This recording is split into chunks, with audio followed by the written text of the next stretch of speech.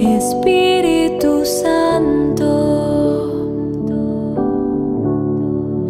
mi alma tiene sed de ti, mi alma tiene sed, Espíritu de Dios, Espíritu Santo, Espíritu de Dios, Espíritu Santo. Hola queridos hermanos, vamos a continuar con nuestra catequesis de Pueblo de Dios, ya en el bloque número 4, institución jerárquica, tema número 15, funciones de los pastores. Iniciamos poniéndonos en la presencia de Dios en el nombre del Padre, del Hijo y del Espíritu Santo. Amén. Ven Espíritu Santo, llena los corazones de tus fieles y enciende en ellos el fuego de tu amor. Envía, Señor, tu Espíritu y se renovará la faz de la tierra. Amén. Continuamos con esta oración. Vamos a irla siguiendo desde lo más profundo de nuestro corazón y repitiéndola poco a poco. Detenerse. Qué bueno es detenerse. Señor, me gustaría detenerme en este mismo instante. ¿Por qué tanta agitación? ¿Para qué tanto frenesí? Ya no sé detenerme. Me he olvidado de rezar.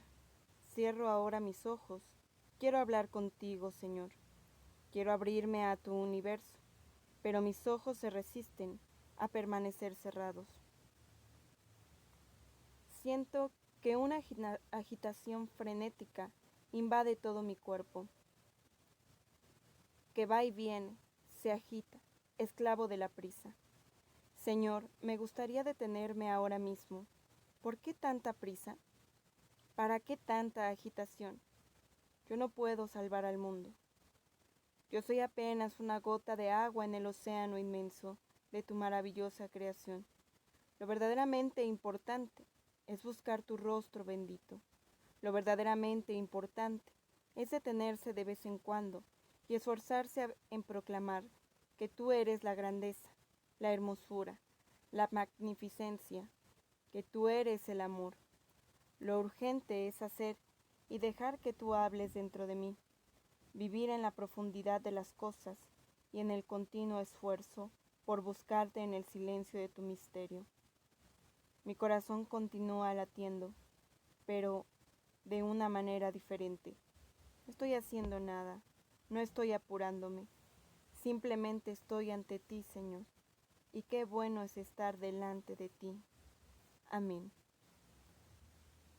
En el nombre del Padre, del Hijo y del Espíritu Santo. Amén. Bien, pues vamos a continuar con nuestra catequesis que se llama Pueblo de Dios, ya en nuestro tema número 15, funciones de los pastores.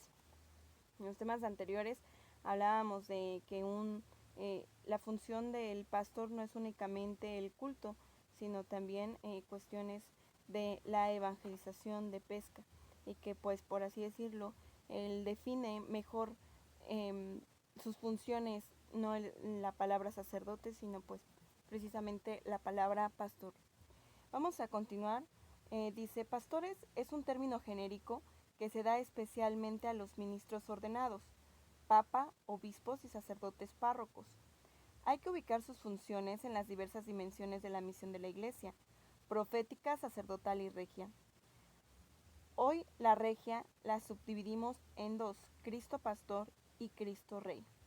Cristo Pastor, que congrega, que constituye la comunión, y Cristo Rey, que establece la justicia en la caridad, que es la dimensión social, ¿sí?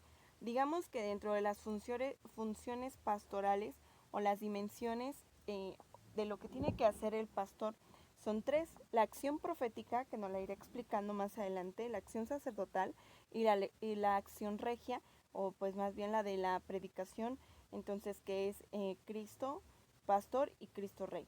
Y ya nos va explicando el tema, cómo es que esto se va dando desde el amor y pues esta acción social. Dice, por lo tanto, las dimensiones de la misión de la Iglesia son palabra, culto, comunión y caridad. En general para todos, desde los pastores hasta nosotros, como laicos, evangelizados, hasta los fieles, a que todo bautizado tiene el deber de estas tres dimensiones, incluso desde la misma iglesia como estructura, la palabra, el culto, la comunión y la caridad. Pero a veces como que nos estancamos en una sola de las dimensiones, cuando todo grupo, todo ministerio, toda acción pastoral, todo evangelizado, todo bautizado debería de tener estas cuatro dimensiones. Palabra en sus dos etapas básicas, querigma y catequesis. Comunión después del querigma, construir la comunidad. Culto, lo litúrgico y lo especialmente sacramental.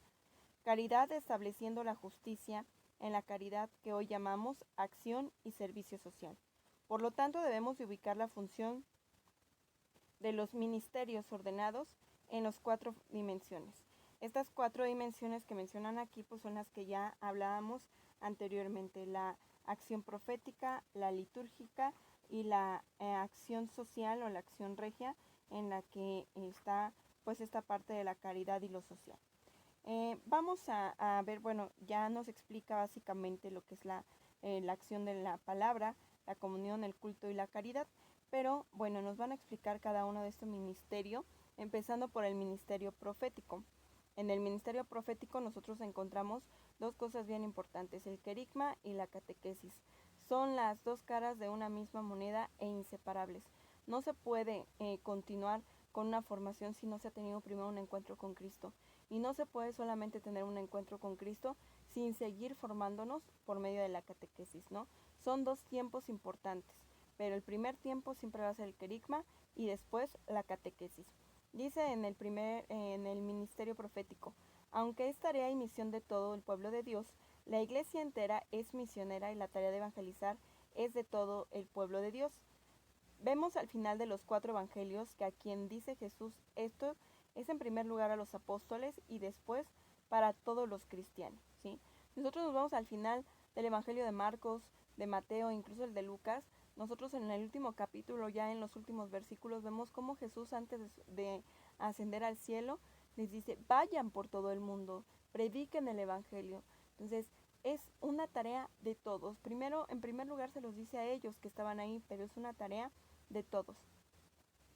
La primera tarea del ministro ordenado es la evangelización, entendida como primer anuncio o querigma, y luego los demás niveles del ministerio de la palabra. El primer responsable de hacerlo, de suscitar, formar, animar, promover, coordinar y acompañar todo el nivel de evangelización, las misiones y los retiros de evangelización, es el pastor párroco. Él es el que tiene que presidir toda acción de evangelización. Claro, no lo va a hacer solo, pero él tiene que ser el primero, el que tiene que primerear, el que tiene que poner el ejemplo, el que tiene que dar testimonio en estas acciones. Pero hablamos mucho del querigma y pues poco a veces sabemos qué es el querigma. El querigma es la palabra querigma más bien es un sustantivo derivado del verbo kerisein, en griego, que se designa a la predicación global de la buena nueva, de la salvación realizada por Cristo. En primer lugar, es un impacto del Evangelio que resuena a través de todos los siglos. En lo esencial se trata de anunciar este acontecimiento y de invitar a la conversión y a la fe. O sea, de manera muy simple, el querigma es el anuncio de la buena nueva, pero tiene que ser de tal manera que impacte la vida del otro.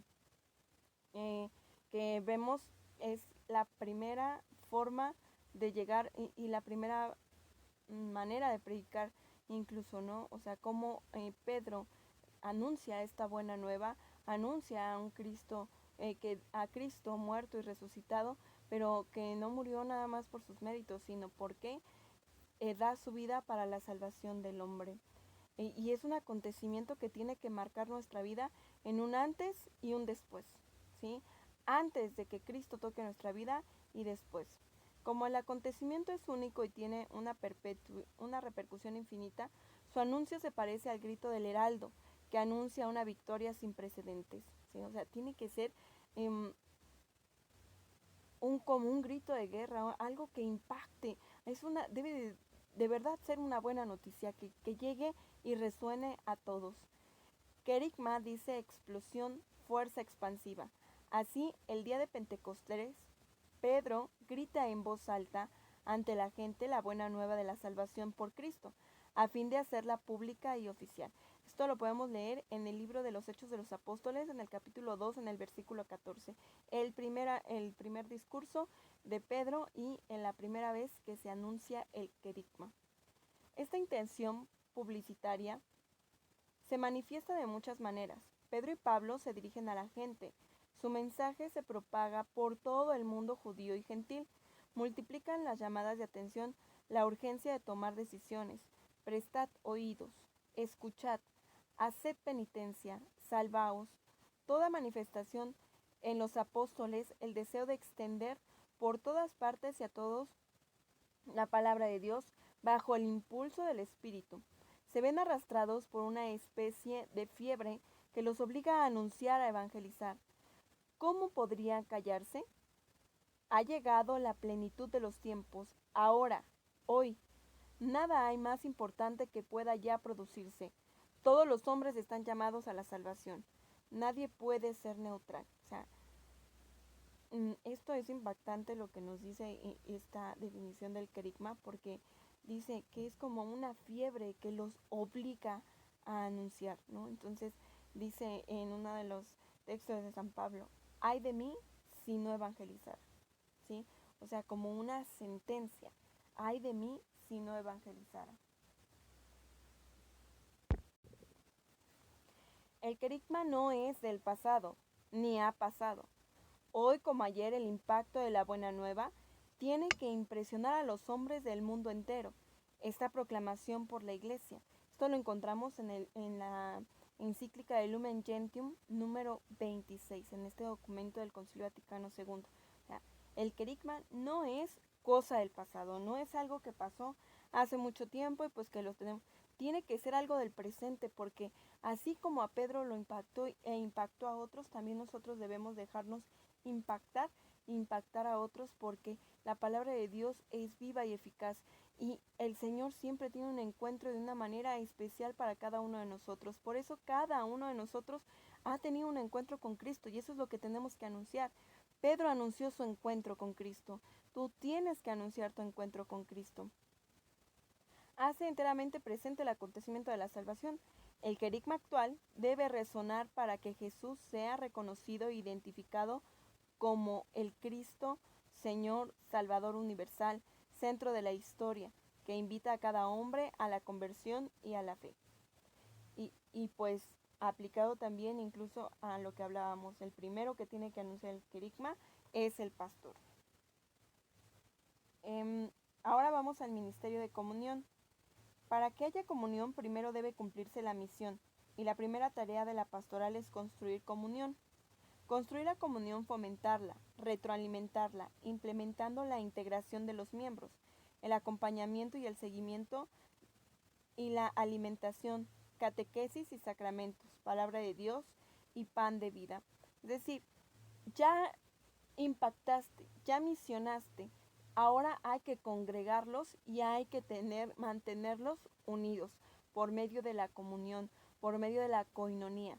Si nosotros seguimos leyendo en el libro de los Hechos de los Apóstoles, en el capítulo 2, en el versículo 42, o sea, despuesito del mensaje de Pedro, dice, asistían asiduamente a la fracción del pan, a la oración, a la enseñanza de los apóstoles. Es decir, no solamente hay que anunciar, sino ahora hay que congregarlos y formarlos en una comunión.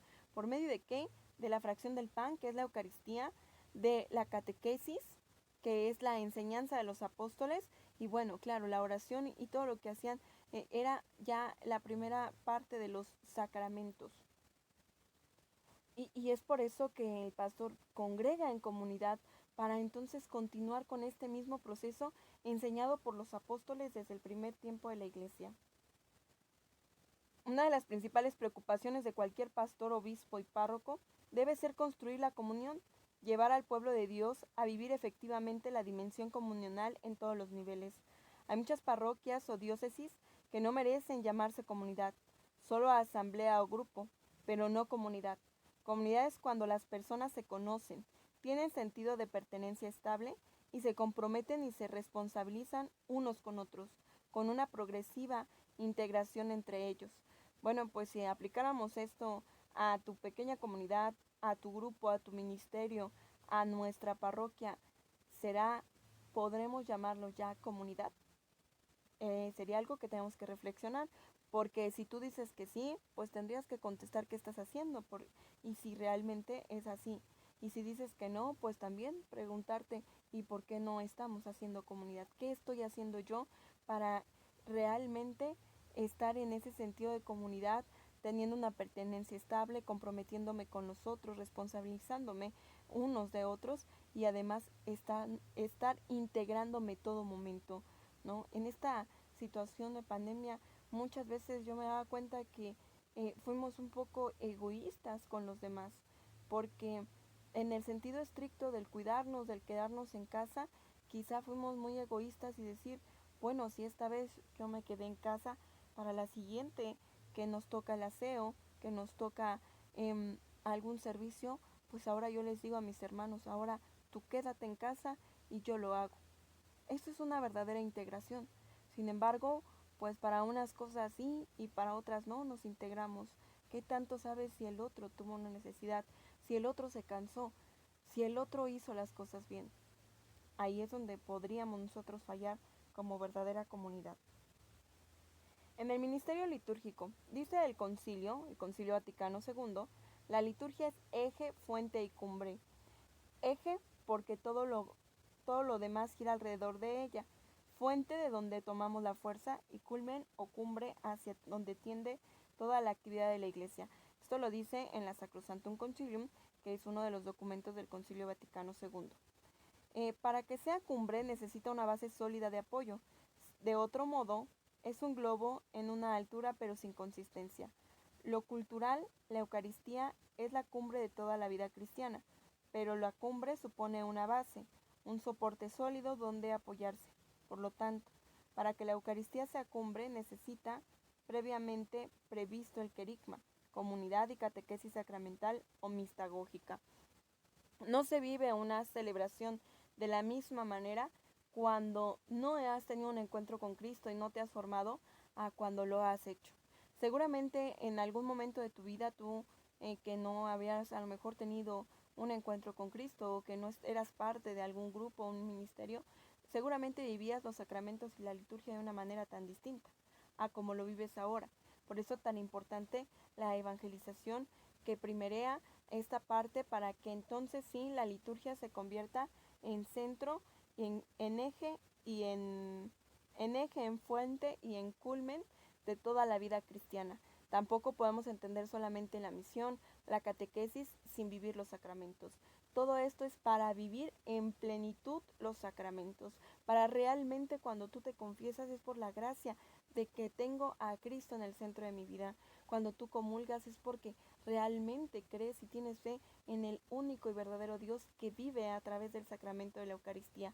Cuando tú tomas un sacramento, el que sea, es precisamente porque sabes lo que estás tomando. A eso se refiere sobre todo la catequesis sacramental. Dice, lamentablemente la oferta de las parroquias son misas, sacramentos y horarios de oficina. Lo cultural debe ser cumbre, no lo único que hay. El porcentaje de asistencia a misa en las parroquias es del 5 al 10%. ¿En dónde está el otro 90 o 95%? La oferta y la tarea de la parroquia primero debe ser misionar, hacer comunidades, catequesis, y entonces se descubrirá en lo que significa la Eucaristía y habrá cuantitativa y cualitativamente más gente, mayor número de personas, participando con mayor conocimiento de causa y por lo tanto con mayor fruto. Por lo tanto, no habrá cumbre si antes no hay misión, comunión y enseñanza doctrinal. Quizá no al 100%, pero nosotros no tenemos únicamente celebraciones los días sábados y domingos. O sea, también hay otras maneras, ¿no? Hay comunidades, hemos tenido casas de oración, hay misión. Ahorita, bueno, en este tiempo pues no hay como tal una misión permanente, pero eso no quiere decir que no estemos trabajando en esta parte. Hemos tenido pues hasta horarios de rosario, horarios de adoración, hemos tenido tantas cosas que cubre un poquito más ese porcentaje. Ahora, quizá el porcentaje es menor el que asista al templo, pero eso no quiere decir que porque no asistamos al templo no estamos trabajando, porque por eso se supone que todos estos alimentos tienen sus libros, tienen sus lectio, para continuar con el proceso de la evangelización, incluso desde su propia casa. Continuamos con el Ministerio de Acción Social. El fruto de una vivencia cristiana sería porque evangelizada y la maduración de su fe repercutirá en servicio social que se vive en sus comunidades, en los sectores, así como en la parroquia y en la sociedad donde se desarrollan. Para que esta acción social se esté dando con mayor efectividad, deberá estar acompañada del conocimiento de la doctrina social de la Iglesia, y para que así se lleve a cabo en sus tres líneas: lo asistencial, lo promocional y lo estructural. Bien, la acción social de la Iglesia no se basa únicamente en dar despensas. O sea, tú no creas que porque, ya llevo cada mes mi kilo de arroz, mi kilo de frijol, ya cumplí, ya estoy haciendo acción social. No, realmente en eso no aterriza. Primero está lo asistencial, sí, el poder apoyar al otro en lo que necesita, pero también en el que nosotros podamos no solamente darle, sino abrirle puertas para que pueda salir del problema en el que está, o para que pueda crecer de alguna manera, ¿no? Entonces ahí es donde está también lo promocional, y pues tener una estructura que nos lleve a no solamente dar despensas, por así decirlo, sino también a multiplicar aquello que se da. Con todo esto estamos diciendo que la tarea y la función del sacerdote no es solo lo cultual, misa y sacramentos, sino que debe ser en todas las dimensiones, empezando por la salida misionera y la evangelización querigmática, la formación y acompañamiento de comunidades, la formación doctrinal completa, la acción social, y eso llevado a todos por todo el lado territorio parroquial dividido en sectores y organizado todas las acciones de campos ministeriales, coordinando todo por el consejo parroquial, del que el párroco es la cabeza, que debe siempre estar presente, dirigiendo y dando la última palabra en toda decisión importante, ¿sí? O sea, el padre siempre es quien tiene la primera y la última palabra en todo el aspecto, pero no puede hacerlo solo. Siempre deben estar acompañado de personas que lo ayuden a impulsar este trabajo. El sacerdote no puede reducir su responsabilidad y su trabajo a ser funcionario del culto, y la parroquia no puede ser solo una estación de servicios religiosos, como un supermercado de sacramentos. La misión y la pastoral de la Iglesia es mucho más amplia y completa, y el párroco es el responsable de ir a todos, dándole todo, y para esto animando y conduciendo el involucramiento apostólico y misionero de todos, ¿sí? ¿A qué se refiere esta estación de servicios? Bueno, pues que no puede solamente celebrar misas de 3 años, de 15 años, bodas, bautizos, 15 años, ya lo había dicho, misas de difunto, exequias, confesiones y ya, ¿no? Aunque ya es un trabajo como tal maratónico, ¿no? También tiene que involucrarse en el trabajo misionero, en el trabajo pastoral, en los grupos, en los ministerios. Esa es su acción como pastor. Desde que alguien entra al seminario y en toda la formación se debe presentar y formar para esta integralidad de la misión y de la pastoral de la Iglesia, de la que los obispos y los párrocos son los responsables de que se cumpla sistemática y organizadamente. Necesitamos sacerdotes nuevos para una iglesia, y para seminarios nuevos para sacerdotes nuevos, y esto es responsabilidad del obispo y del equipo del seminario, formadores y profesores. ¿Cuándo cambiará esto? Bien, pues no se refiere nuevo a estructura ni a situaciones, pues nada más como del lugar en donde están, sino nuevo en sus ideas, nuevo en su formación. Quizá para cuando se escribió esta catequesis pues no había tanto esta formación, aunque tristemente seguimos viendo cómo hay sacerdotes que pues no se involucran en estos trabajos. No es nuestro caso, sin embargo, pues oremos, eso sí, porque en este tiempo tan difícil, no solamente de crisis sanitaria o crisis económica, sino también de crisis vocacional. Entonces, oremos por nuestras vocaciones, pero también por nuestros sacerdotes, porque a veces no damos, pero sí quitamos, ¿no? Entonces, a lo mejor no hemos dado un hijo sacerdote a la iglesia, o no hemos donado a una persona para el seminario. o a veces pues nos limitamos a apoyar económicamente también en lo mínimo al seminario, pero a veces no lo hacemos, pero bien que estamos criticando que si el sacerdote no es bueno, que si el seminarista es esto, que si no nos enseñan, que si no nos ayudan, que si... Entonces, pues si no damos, no quitemos, pero sí oremos con mucha profundidad y sobre todo seamos realmente colaboradores de nuestros pastores. Vamos a terminar con dos citas, una es de la Lumen Gentium y otra es de un documento también del Concilio Vaticano II que se llama Apostólica Accusatem. Entonces, la primera, que es Lumen Gentium número 28, dice: en virtud de la común ordenación sagrada y de la común misión, todos los presbíteros se unen entre sí en íntima fraternidad, que debe manifestarse en espontánea y gustosa ayuda mutua, tanto en lo espiritual como lo material, tanto en lo pastoral como lo personal, en las reuniones de la comunión de vida, de trabajo y de caridad. Lumen Gentium número 28. ¿Sí? Entonces, ellos mismos tienen que trabajar en esa comunión y en esa ayuda mutua entre ellos, pero también hacia la iglesia. En Apostolicam Accusatem, en el número 25, dice: tengan presente los obispos, los párrocos y demás sacerdotes de uno y otro clero que el derecho y la obligación debe de ejercer el apostolado en común a todos los fieles, sean clérigos o seglares, y que estos tienen también su cometido en la edificación de la iglesia. Trabajen pues fraternalmente con los laicos en la iglesia y por la iglesia, y tengan especial cuidado de los laicos en sus obras apostólicas. ¿Sí? Entonces, el trabajo es tanto de ellos como nuestro, pero debemos de hacerlo con fraternidad y sobre todo sabiendo que ellos son los responsables porque son el ejemplo de Cristo, y además son la cabeza. Vamos a leer en el Antiguo Testamento al profeta Ezequiel, el capítulo 34, el versículo del 1 al 31, ¿sí? Para entender un poco también esta función de los pastores desde incluso el Antiguo Testamento. Y vamos a meditar estas tres sencillas preguntas. En función de los ministerios ordenados, ¿qué comprende el ministerio profético? Se las repito.